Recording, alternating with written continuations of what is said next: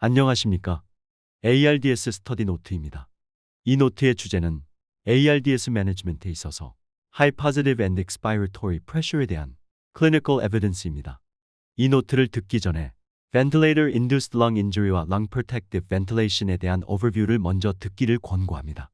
하이핍은 호기 말에 적절하게 높은 압력을 적용함으로써 호흡 주기에 따른 폐포의 컬랩스와 리오프닝을 감소시켜 shearing force로 인한 atallic trauma를 최소화하기 위한 기계환기 전략입니다. 하이핍의 임상적 효과에 대한 대규모 randomized clinical trial은 2004년과 2008년 3개의 연구가 퍼블리시되었습니다. 각각의 결과는 모두 동일했는데 하이핍이 악세지네이션은 개선하지만 사망률은 줄이지 못한다는 것이었습니다. 이후 세 연구의 연구자들은 대상자들의 개별 데이터를 모아서 IPDMA, 즉 Individual Patient Data Meta-Analysis를 시행했습니다.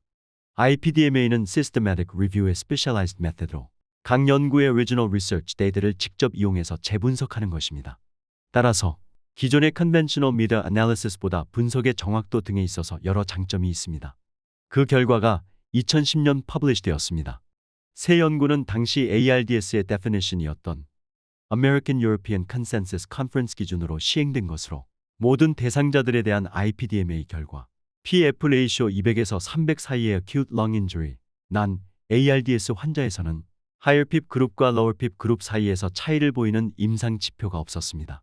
그러나 PF 레이쇼 200 이하로 당시 기준으로 ARDS에 해당되었던 환자에서는 higher PIP 그룹에서 hospital mortality와 ICU mortality가 유의하게 낮았고 unassisted breathing의 일수는 더 길었고 Rescue Therapy의 사용과 그 사용 후 사망률은 유의하게 낮았습니다. 정확히 일치하지는 않으나 이 분석의 PF 레이쇼 200 이하의 환자는 현재의 Berlin definition에 따르면 Moderate to Severe ARDS에 해당합니다. 따라서 주로 이 결과를 근거로 2017년 발표된 성인 ARDS Mechanical Ventilation Guideline은 Moderate 또는 Severe ARDS 환자에서 Higher PIP을 Moderate Confidence in Effect Estimates로 Conditional Recommendation 했습니다. 그런데 이 가이드라인이 발표되고 5개월 후에 미국의 페탈 네트워크에서 Higher PIP과 Lower PIP에 대한 Systematic Review와 Meta-Analysis를 발표했습니다. 모두 6개의 연구에 대해 분석했는데 이전에 IPDMA에서 분석했던 3개의 연구도 포함되었습니다. 그 결과는 Higher PIP이 악세지네이션은 개선하지만 사망률은 줄이지 못한다는 것으로 IPDMA에 포함되었던 3개의 개별 연구 결과와는 일치했고 이 연구들에 대한 IPDMA 결과와는 같지 않았습니다. 그러나 저자들은 IPDMA에 의한 분석 결과의 중요도를 무시할 수가 없어 IPDMA 결과를 적극 고려하여 Unselected Patient에서 Higher PIP을 루틴하게 사용하는 것은 권고하지 않고 Potentially Recruitable Lung이 큰 Moderate to Severe ARDS 환자에서 Higher PIP의 적용은 suggestion했습니다. 그리고 Recruitable Lung이 없는 Mild ARDS 환자에서는 High PIP을 권고하지 않았습니다. 따라서 IPDMA와 페탈 네트워크의 분석 결과에 따른 권고는 거의 동일합니다.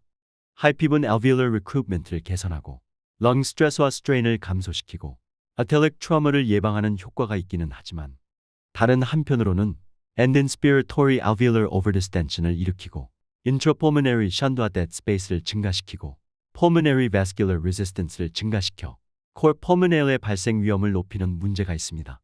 따라서 적절한 핍을 결정하기 위한 압테모 메시드가 필요한데 이와 관련해서 가장 적극적으로 연구된 것이 Transpulmonary Pressure입니다.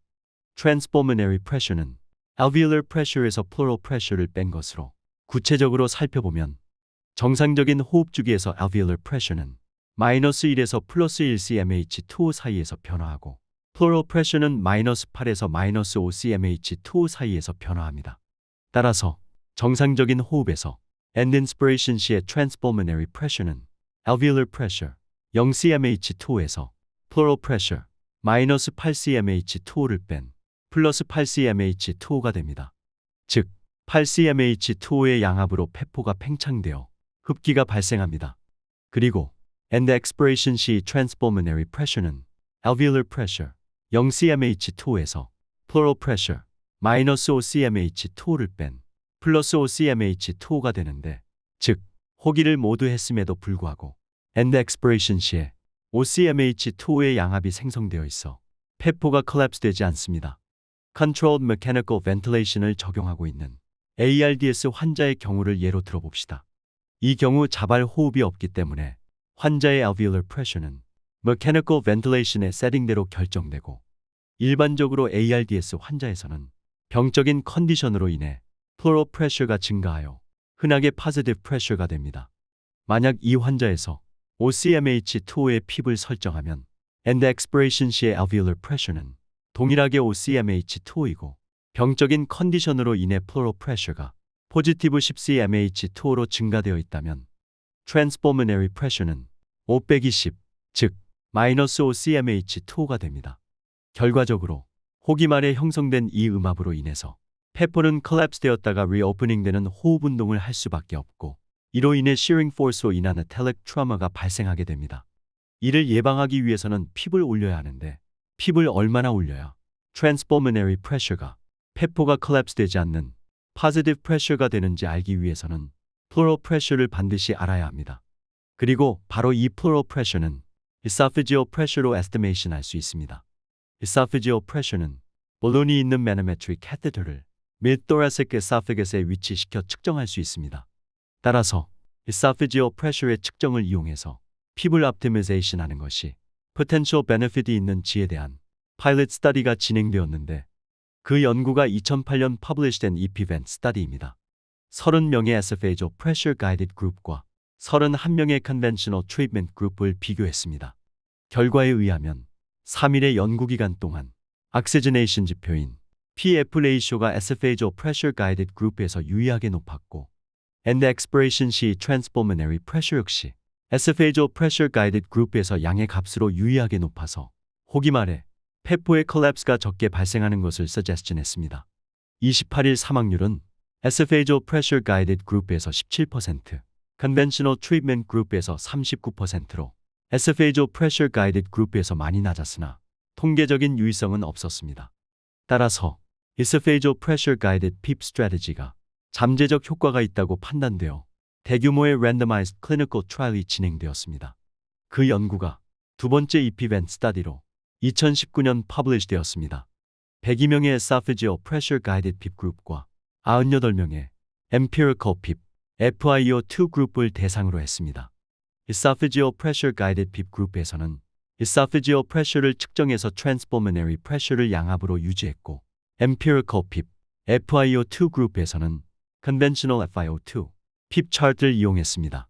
primary endpoint는 사망과 생존자에서 28일 동안의 ventilator free day를 incorporation한 랭크트 컴포짓 스코어였는데 두 그룹 간에 유의한 차이가 없었습니다. 또한 사망률, ventilator free day, 중환자실 및 병원 재원 기간 등의 secondary endpoint에 있어서도 두 그룹 간에 유의한 차이가 없었으며 survival의 probability도 같았습니다. 결과적으로 ARDS에서 esophageal pressure guided PEEP titration을 support하지 못한다는 결론을 내렸습니다.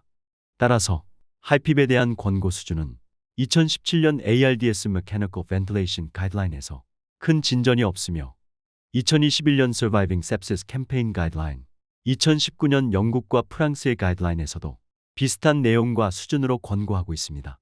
이상이 ARDS 매니지먼트에 있어서 하이핍에 대한 클리니컬 에비던스였습니다. 경청해 주셔서 고맙습니다.